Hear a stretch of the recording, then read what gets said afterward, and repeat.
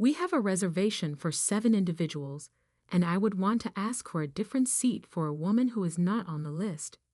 Usually, my husband's mother Elizabeth makes this request. She's not beyond making loud demands and making jokes about me.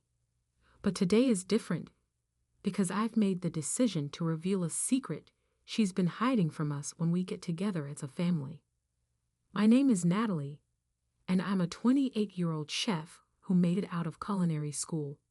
I met George, a kind patron who became my husband, when I worked at a well-regarded Western restaurant in the city.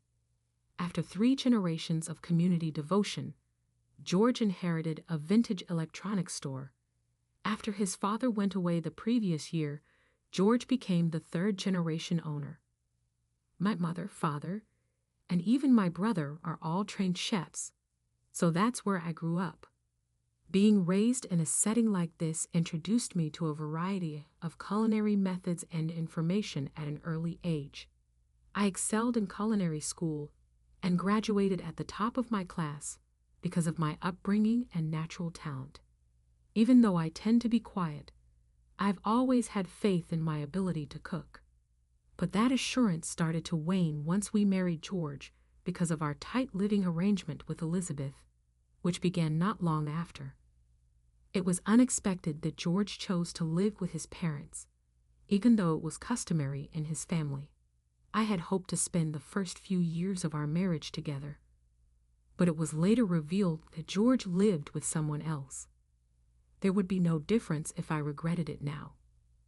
Living with Elizabeth turned out better than expected initially.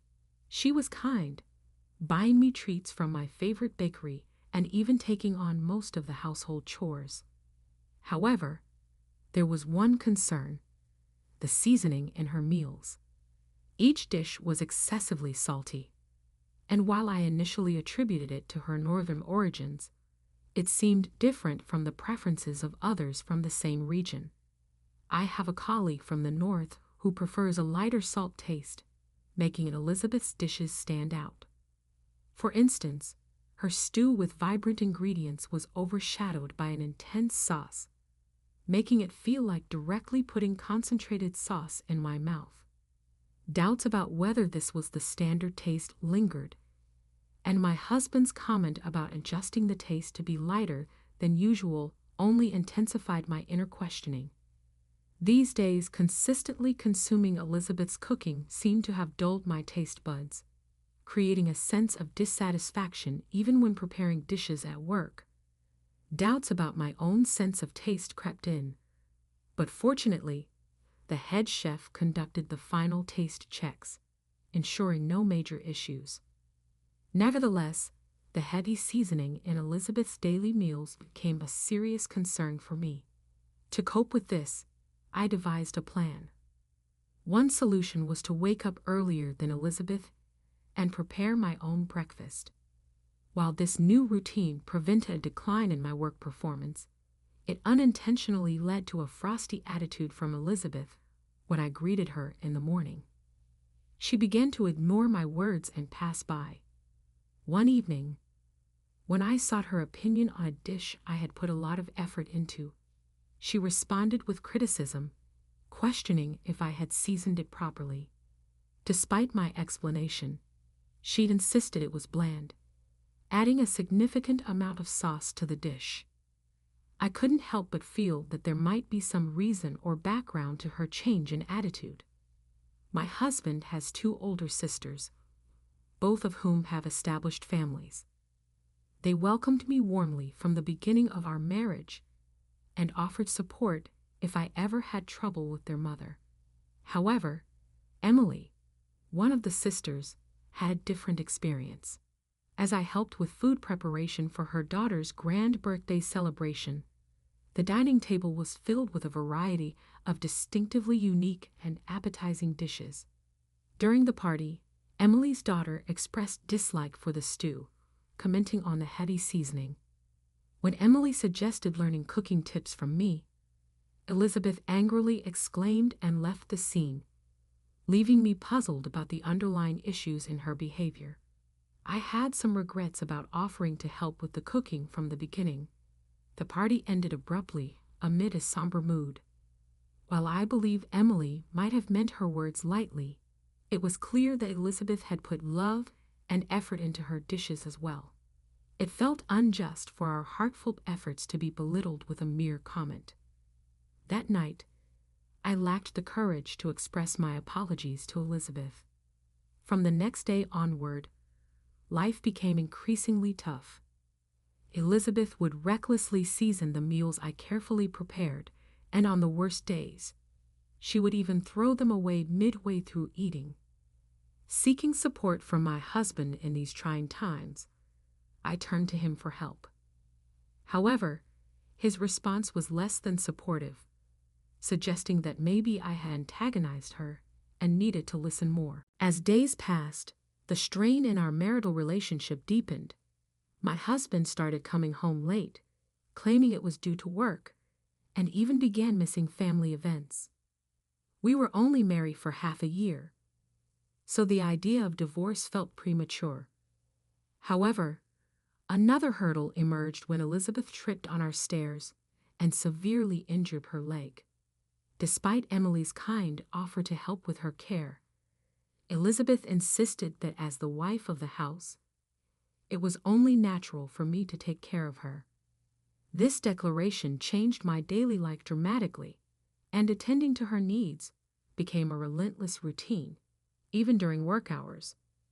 Eventually, my colleagues' patience wore thin, leading me to resign from my job.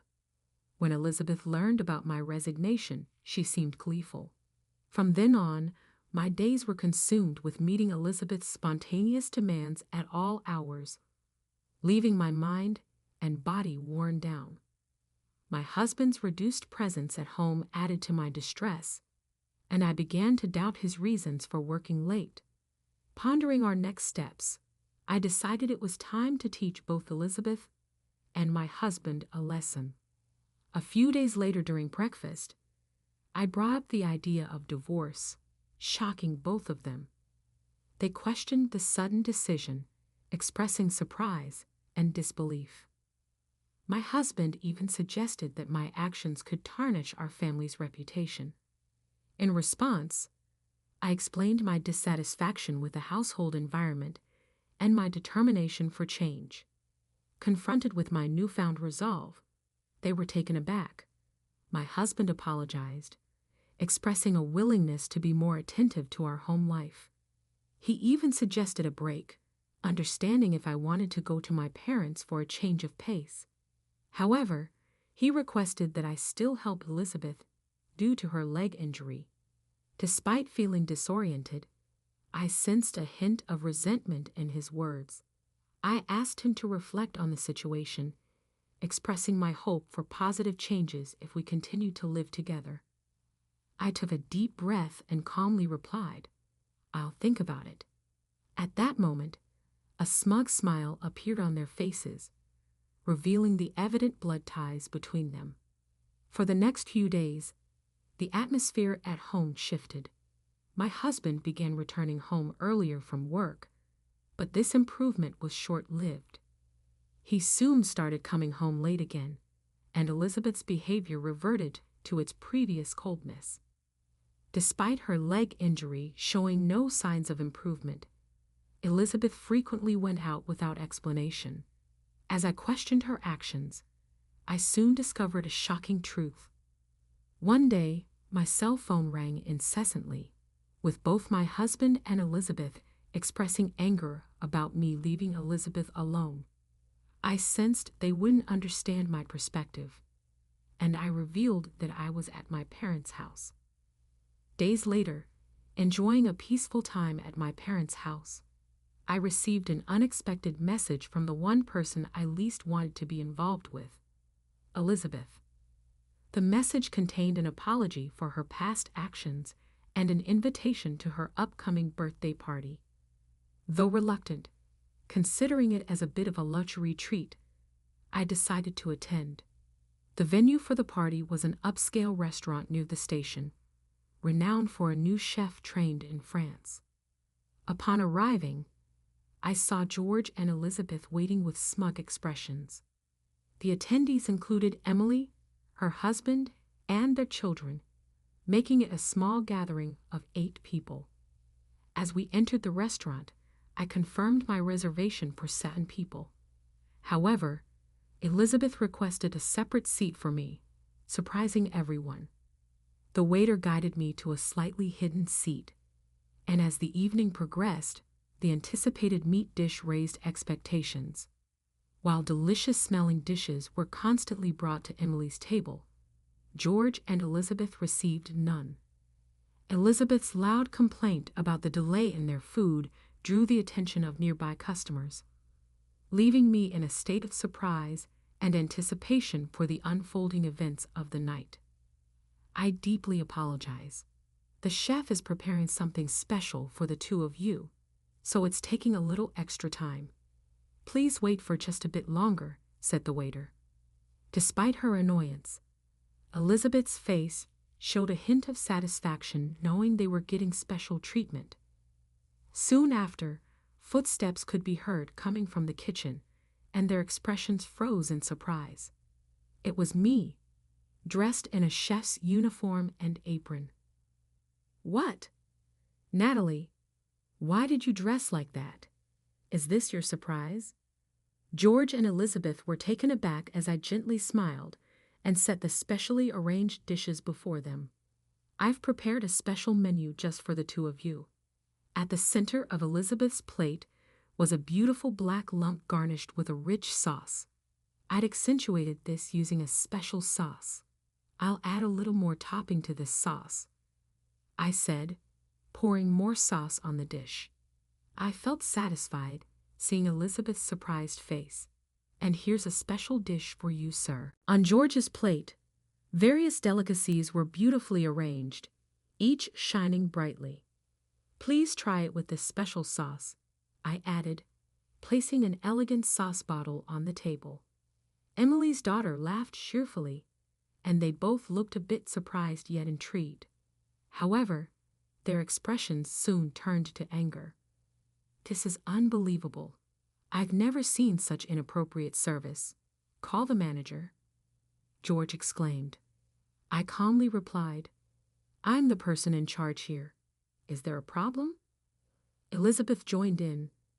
Are you the one allowing such disrespectful service? This is unforgivable.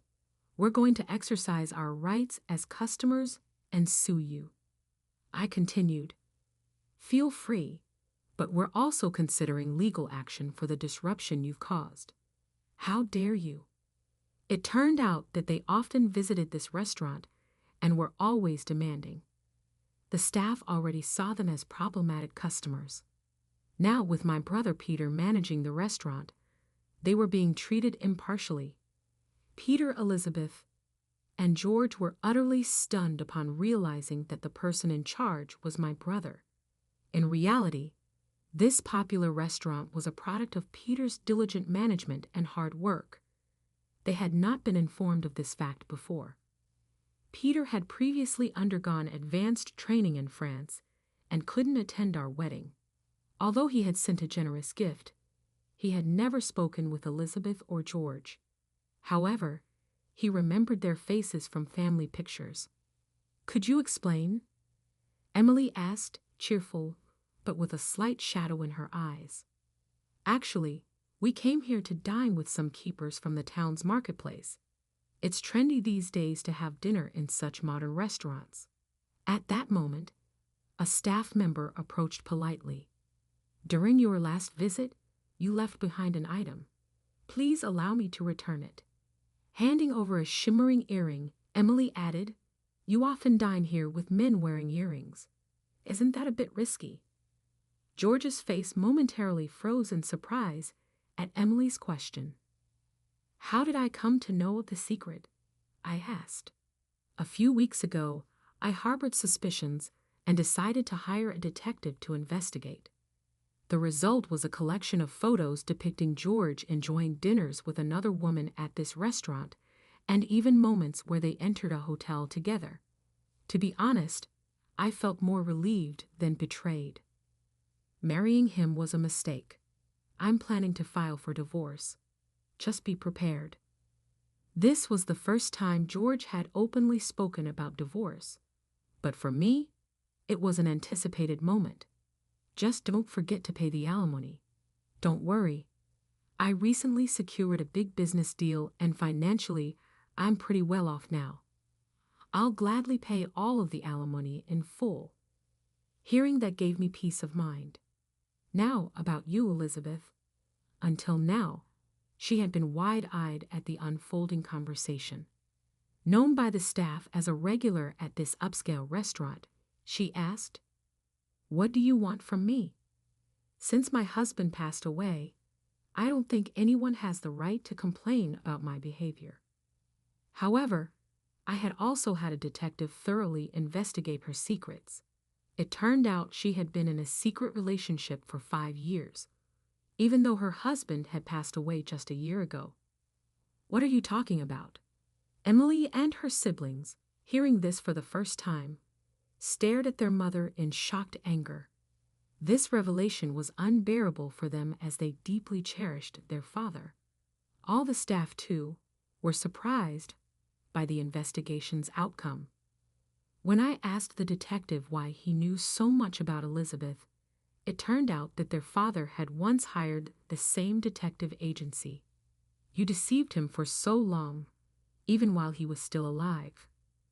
And George, even while with Natalie, you were seeing another woman. How could you?"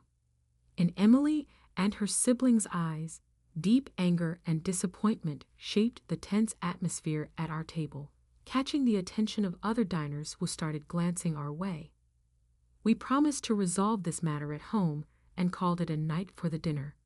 As I left, I high-fived the restaurant staff and Peter, expressing my gratitude. A few days later, under the stirring gaze of Emily and her siblings, George and I proceeded with the formal divorce process. Now I'm free. I won't regret anything no matter what happens. He stated confidently, "I never expected this outcome. Even after I told you about my bad leg, I never imagined being treated this way." "Ah, watch your step," I said, recoiling in surprise. In truth, her leg had already healed, yet she had been pretending to be in pain to maintain a superior attitude towards me. Her behavior once again left me in shock. From now on, both she and my husband will be strangers. Although our marriage ended within a short span of a year, I had no regrets whatsoever. When I checked my bank account, I was shocked to see that the alimony from both my husband and his mistress had been deposited simultaneously. It seemed like my husband covered her share as well.